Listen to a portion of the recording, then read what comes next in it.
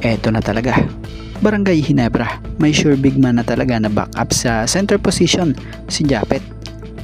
At minsan din itong napagkamala ni RJ na si Dwight. At Coach LA, desididong tutukan ang viral dunker player na to sa nangyaring palarong pambansa para mailahok sa Gilas pool. At ganito pala katindi ang sinakripisyo ng SK Knights para makuha lang itong si Arvin Tolentino. So yan ang ating mga tatalakayin. Speaking of Arvin Tolentino, matatandaan namang kamakailan lang ay may balitang nag-expire na ang kontrata ni Arvin sa Northport Batangpier. So noon nga yung April 30. So di umano'y hindi na raw ito pumayag sa automatic extend para sa kanyang mother team dito sa PBA. So matatandaang dito sa PBA Philippine Cup nga napabalita ng kaya hindi raw ito naglalaro noon sa Northport ay dahil sa iniinda nitong hip injury. Pero sa ngayon mukhang road to recovery na talaga ang injury na to. Dahil balita'y iiwanan nito ang PBA maging ang Northport para kumabilang bansa para sa liga sa ibang bansa maglaro sa lugar ng South Korea. So batay sa report, pumirma na di umano si Arvin Tolentino sa liga sa KBL para sa team ng SK Knights na kung ay kinumpirma yon ng mismong SK Knights team matapos nga po etong mag-post sa kanilang IG na kung ay winelcome ito at kinongratulate pa ng team na ito. So sa mga hindi nakakaalam ang pinalitan dito ni Arvin Tolentino ay ang isa din nating kababayan na si Juan Gomez Del Llano. So batay sa nakalap nating impormasyon, binili na raw ng team ng SK Knights ang kabuuan 1 year pa sa kanila ni JGDL. So ibig sabihin, may 1 year pa pala sa kanilang kontrata itong si Juan Gomez Del Llano. Pero dahil nga mas gusto na ng SK Knights itong makuha itong si Arvin Tolentino, eto't matinding sakripisyo itong kanilang ginawa. So mukhang hindi lugi naman din ang SK Knights kung tulad naman ni Arvin Tolentino etong ipinalit mo at ipinalit nila.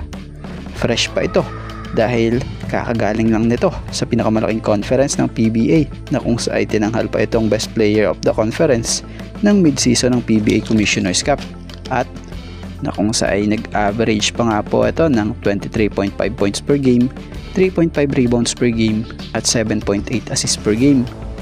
So tingnan natin kung madadala ni Arvin Tolentino ang ganyang laruan sa KBL.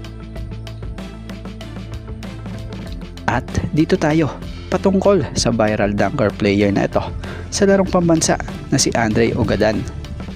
So batay sa nabasa nating balita, inamin ni Coach LA na talented talaga itong batang sikat ngayon na si Andre Ugadan dahil sa explosive performance na ginawa niya sa palarong pambansa. Nasambit rin ni Coach LA na tututukan daw nila ito at isasama sa pool ng Batang Gilas kung talagang ito ay makikitaan pa ng malaking potensyal. So kung ganun, mapalad ang athletic na batang ito dahil napansin na siya ng Batang Gilas head coach na si Coach LA Tenorio. Pero syempre, ito ang talagang gustong makita ni Coach LA ayon sa isang pahayagan ni Coach LA sa Spin Credit po. Honestly, he's very athletic pero kailangan nating makita yung but he's very much welcome.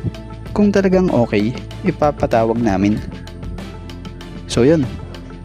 So isa na lang ang dapat gawin nitong si Andre Ugadan, ang ipakita kila Coach LA Tenorio na hindi lang siya pangdakdakan. Kumbaga, ready siya or niyang yung full potential niya as a basketball player with iba pang skills bukod sa pagdunk.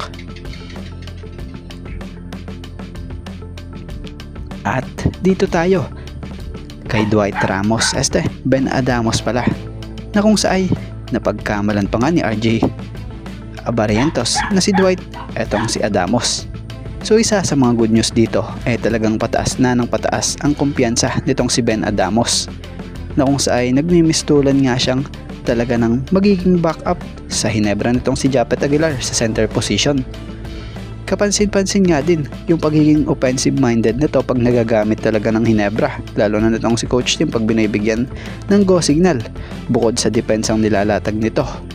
So si Ben Adamos sa mga hindi familiar dito, Ito ay isang 6'7" big man na may pagka-Vic Manuel ang laro or galawan.